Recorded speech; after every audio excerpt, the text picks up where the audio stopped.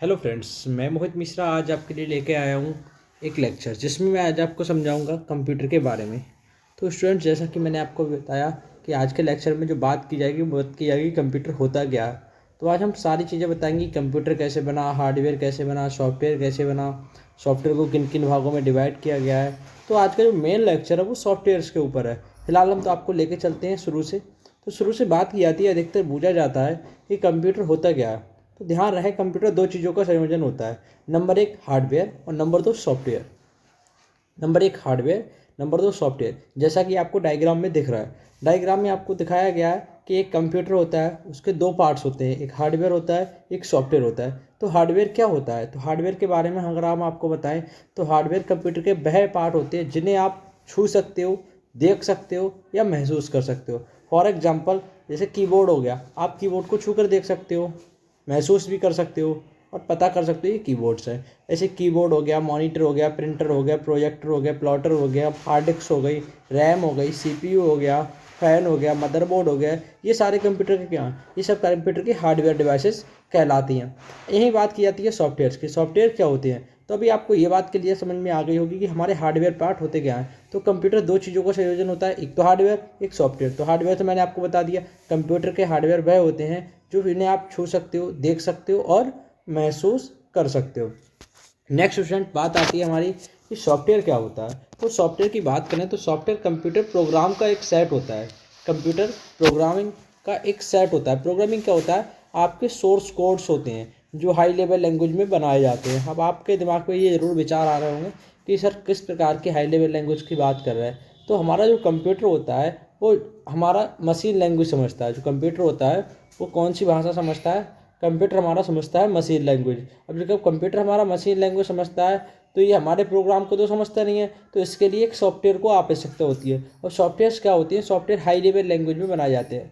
High level language में for example आपको बता दूं, C++, जावा, पास्कल, कोबॉल, डॉट नेट, फॉर्टेन इत्यादि, ये सभी हाई लेवल लैंग्वेज होती हैं जिनसे हमारे क्या होता है, सॉफ्टवेयर्स को बनाया जाता है। तो अब कंप्यूटर जो होता है वो दो प्रकार की चीज़ों का संयोजन होता है, एक तो होता है हार्डवेयर और एक होता है सॉफ्टवेयर। तो सॉफ्टवेयर कैसे होते हैं? सॉफ्टवेयर छोटी छोटी प्रोग्राम फाइल से मिलकर बनाए जाते हैं। अब अगर आपको एक एग्जांपल लेते हैं, कैलकुलेटर बनाना है तो कैलकुलेटर के लिए एक सिंपल सा प्रोग्राम आपके लिए लेना पड़ेगा। एक एडिशन का लेना पड़ेगा, एक सब्सट्रैक्शन का लेना पड़ेगा, एक मल्टीप्लिकेशन का लेना पड़ेगा, एक डिवीजन का लेना पड़ेगा। तो चार प्रकार के प्रोग्राम लोगे, फिर आप उसको इक्वल कर दोगे तो पांच प्रोग्राम बन के आपका एक छोटा सा कैलकुलेटर तैयार होता है। इसी प्रकार से आपके बहुत सारे सॉफ्टवेयर्स जो बनते हैं उनमें छोटी छोटी प्रोग्राम फाइल को मिलकर बनाया जाता है। तो आपको दो चीज़ें बिल्कुल क्लियर समझ में आ गई होंगी। कंप्यूटर की उत्पत्ति कैसे हुई? कंप्यूटर की उत्पत्ति दो चीज़ों से मिलकर हुई। नंबर एक हो गया हमारा हार्डवेयर और नंबर दो हो गया हमारा सॉफ्टवेयर। तो ये बात आपको क्लियर समझ में आ गई।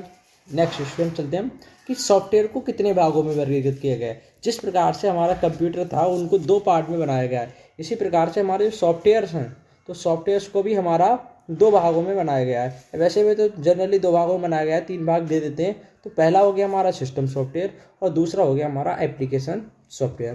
पहला जो भाग हो गया हमारा वो कहलाएगा सिस्टम सॉफ्टवेयर और जो दूसरा भाग होगा वो क्या कहलाएगा? Application software. तो सिस्टम सॉफ्टवेयर की बात करें तो सिस्टम सॉफ्टवेयर जहाँ तक की होता है जो हमारे सिस्टम के साथ डायरेक्टली कनेक्ट होता है। सिस्टम सॉफ्टवेयर क्या होता है? तो सिस्टम सॉफ्टवेयर हमारा सिस्टम के साथ डायरेक्टली कनेक्ट होता है। और एप्लीकेशन किसके सॉफ्टवेयर क्या होते हैं? जो एप्लीकेशन सॉफ्टवेयर होते हैं वो यूज़र इंटरफेस सॉफ्टवेयर होते हैं, यूज़र के कार्य करने के लिए बनाए जाते हैं। यूटिलिटीज़ प्रोग्राम के लिए यूटिलिटी सॉफ्टवेयर का यूज किया जाता है। तो तीन प्रकार के यहाँ पर जो सॉफ्टवेयर दिखाए गए हैं चार्ट में, पहला सिस्टम सॉफ्टवेयर, दूसरा एप्लीकेशन सॉफ्टवेयर और तीसरा यूटिलिटीज सॉफ्टवेयर। मैं आपको तीनों सॉफ्टवेयर को थोड़ा डिटेल में बताना चाहूँ। डिटेल में आप समझ लीजिए। ऐसे जैसे आप कंप्यूटर का पावर बटन ऑन करते हैं, पावर बटन ऑन करने के बाद आपको एक कंप्यूटर में क्या होता है? कंप्यूटर का डेस्कटॉप प्रदान हो जाता है। पावर बटन दबाने के बाद कोई भी क्रिया आप नहीं करते, आप कंप्यूटर को सीधा डेस्कटॉप प्रदान कर देता है। तो ये किसके साथ कार्य कर रहा है? ये हमारा सिस्टम सॉफ्टवेयर है। और ये काम कौन करता है? एक ऑपरेटिंग सिस्टम। ऑपरेटिंग सिस्टम क्या करता है? आपके कंप्यूटर को ऑपरेट करता है, कंप्यूटर को ऑपरेट कराने में मदद करता है। अब जब कंप्यूटर को ऑपरेट कराने में आपकी मदद कर रहा है तो इसमें आप तो कार्य कर नहीं रहे हो, इसमें ऑपरेटिंग सिस्टम कार्य कर रहा है। तो जिसमें आपका सिस्टम काम करे, सिस्टम के साथ जो सॉफ्टवेयर काम करे वो सारे सॉफ्टवेयर कहलाते हैं सिस्टम सॉफ्टवेयर। जैसे फॉर दूसरा एग्जांपल है इसमें लैंग्वेज प्रोसेसर। काम क्या होता है? लैंग्वेज प्रोसेसर का काम होता है हाई लेवल लैंग्वेज को लो लेवल लैंग्वेज में ट्रांसलेट करना और लो लेवल लैंग्वेज को हाई लेवल लैंग्वेज में ट्रांसलेट करना। कैसे? देखो, सबसे पहले सब मैंने आपको बताया था कि हमारा जो कंप्यूटर होता है वो किस प्रकार की भाषा समझता है। जो कंप्यूटर होता है हमारा वो किस प्रकार की भाषा समझता है? देखो, बिल्कुल ठीक समझा आपने। जो कंप्यूटर समझता है वो समझता है 0,1 यानी मशीन लैंग्वेज। अब मशीन लैंग्वेज तो आप कंप्यूटर को देते नहीं। अच्छा, मैं एक मान लूँ कंप्यूटर को आप एक 5 नंबर प्रेस कर रहे हो तो कंप्यूटर को क्या जाएगा? जब आप कंप्यूटर को 5 नंबर प्रेस करोगे तो सिंपल बता दूँ मैं आपके लिए, कंप्यूटर को एक कोड जाएगा। जो कोड होता है 101। जैसे आप 7 नंबर प्रेस करते हो तो कंप्यूटर का कोड जाता है 111। ऐसे आप 9 नंबर प्रेस करते हो तो कंप्यूटर को एक कोड जाएगा 1001। तो इस प्रकार का कोड कंप्यूटर को जाता है। अब ना ही आप ये कंप्यूटर को कोड एंटर करते हो और ना ही कंप्यूटर आपको इस प्रकार का कोड देता है, तो फिर ये कोड आता कहाँ से है, बनता कहाँ से है? तो ये मन में विचार चलेंगे भाई ये कोड बनता कहाँ से है। तो ये हमारा जो कोड बनता है बच्चों, वो बनता है हमारा लैंग्वेज प्रोसेसर द्वारा। तो लैंग्वेज प्रोसेसर क्या होते हैं? एक्चुअल में लैंग्वेज प्रोसेसर क्या करते हैं? एक भाषा को ट्रांसलेट करने का काम करते हैं। अब ये हमारे साथ तो काम करते नहीं है, ये काम करते हैं सिस्टम के साथ। सिस्टम के साथ कैसे काम करते हैं? ऑपरेटिंग सिस्टम के साथ ये डायरेक्टली कनेक्टेड हो जाते हैं। जो हमारा ऑपरेटिंग सिस्टम होता है उसके साथ डायरेक्टली कनेक्टेड हो जाते हैं। अब ये डायरेक्टली कनेक्टेड होकर काम क्या करते हैं? काम करते हैं ये कि आपने कोई भी भाषा में कंप्यूटर को इंस्ट्रक्शन दिया तो ये क्या करेंगे? आपकी भाषा के कोड को रीड करके उसे सोर्स कोड यानी 0,1 में ट्रांसलेट करके कंप्यूटर तक पहुंचा देंगे। कंप्यूटर समझ जाएगा कि हाँ भैया मेरे पास ये कोड आया है। तो कंप्यूटर ने वो कोड समझ लिया, रिपीट में वो क्या करेगा? आपको उसी भाषा में यानी कंप्यूटर भाषा में 0,1 में आंसर दे देगा। अब ये उधर से जो कोड आया है उसको आपकी भाषा में चेंज करके आप तक पहुंचा देंगे। एग्जाम्पल के लिए मैं आपको बता दूं, से हमारे प्रधानमंत्री जी हैं, वो अमेरिका गए। अमेरिका में इंग्लिश चल रही है, प्रधानमंत्री जी को हिंदी आती है, तो अब प्रधानमंत्री जी अपने साथ क्या ले जाएंगे? अब प्रधानमंत्री जी हमारे अपने साथ ले जाएंगे एक लैंग्वेज ट्रांसलेटर को। तो लैंग्वेज ट्रांसलेटर क्या करेगा? हमारे पीएम की जो भाषा है उसको पढ़ सुन के दूसरे पीएम तक पहुंचाएगा, और जो दूसरे पीएम ने बोला उस भाषा को पढ़ के हमारे पीएम को बताएगा। ठीक इसी प्रकार से हमारे जो कंप्यूटर के लैंग्वेज प्रोसेसर होते हैं वो कार्य करते हैं। अब ये बात तो आपको समझ में आ गई होगी। यहाँ पे 3 प्रकार दिए गए इनके। पहला जो प्रकार है वो है असेंबलर। असेंबलर होता क्या है? एक्चुअल में असेंबलर मैं बताऊँ आपको, असेंबलर एक स्पेशल असेंबली लैंग्वेज को ट्रांसलेट करने के लिए बनाया जाता है। असेंबलर क्या होता है? एक स्पेशल असेंबली लैंग्वेज को ट्रांसलेट करने के लिए बनाया जाता है। कंपाइलर क्या होता है? कंपाइलर पूरे प्रोग्राम को एक बार में पढ़ता है। जैसे आपका ये पूरा चार्ट है, इसको एक बार में ही पढ़ के उसका आंसर दे देता है। जबकि इंटरप्रेटर क्या होता है? काम वो भी हाई लेवल लैंग्वेज को लो लेवल लैंग्वेज में ट्रांसलेट करने के लिए करता है, बट इंटरप्रेटर पूरे प्रोग्राम को लाइन बाई लाइन ट्रांसलेट कर देता है। ठीक बच्चों, अब मैं आता हूँ एप्लीकेशन सॉफ्टवेयर में। तो एप्लीकेशन सॉफ्टवेयर की 2 कैटेगरी देखी हैं। सबसे पहले तो मैं आपको एप्लीकेशन सॉफ्टवेयर के बारे में बता दूं कि एप्लीकेशन सॉफ्टवेयर होते क्या है। तो एप्लीकेशन सॉफ्टवेयर बच्चों वो होते हैं जिन पर यूजर कार्य करता है। ये यूजर इंटरफेस सॉफ्टवेयर होते हैं। जैसे माना आप वर्ड है, एमएस वर्ड है, एमएस एक्सेल है, एमएस पावर पॉइंट है, आउटलुक है, एमएस एक्सेस है, इन सब पे कौन कार्य करता है? यूजर कार्य करता है। अब आप जब तक इन पे कार्य करोगे तभी तक ये चलेंगे। आपने काम करना बंद कर दिया और ये सॉफ्टवेयर्स बंद हो जाएंगे। तो आपको ध्यान रहे ये सॉफ्टवेयर तब तक काम करते हैं जब तक यूजर काम करता है। जिन्होंने यूजर ने काम करना बंद किया और ये सॉफ्टवेयर काम करना बंद कर देते। बस इनको 2 कैटेगरी में रखा गया है। ध्यान रहे, इनको 2 कैटेगरी में रखा गया है। पहली कैटेगरी क्या है? General purpose software. दूसरी क्या है? Specific purpose software. General purpose software, specific software.